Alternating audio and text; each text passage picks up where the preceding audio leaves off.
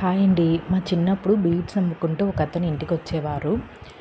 అప్పట్లో బీడ్స్ చాలా తక్కువున్నాయి. తీసుకోండమ్మా, ఫ్యూచర్‌లో చాలా రేట్ పెరుగుతాయని మా అమ్మ వాళ్ళకి చెప్పేవాళ్ళు. కానీ మా అమ్మ వాళ్ళు అంతగా పెద్దగా పట్టించుకోలేదు. గోల్డ్ కొనడానికే మనీ లేదు. ఇంక బీడ్స్ అంతా ఏం కొంటాంలే అని కొనేవాళ్ళు కాదు.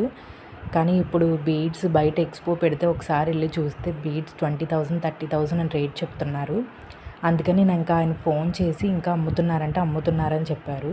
ఇంటికి పిలిచాను. ఇలాగ అన్ని బీడ్స్ అన్నీ చూస్తున్నాను. ఇంకా బ్లాక్ డైమండ్స్, పగడాలు, ముత్యాలు ఇలా ఎన్నో రకాలు చూపించారు. ఆయన దగ్గర చాలా వెరైటీసే ఉన్నాయి. ఈయన దగ్గర కాస్ట్ 250 నుంచి 30,000, 1,00,000 వరకు కూడా ఉన్నాయి.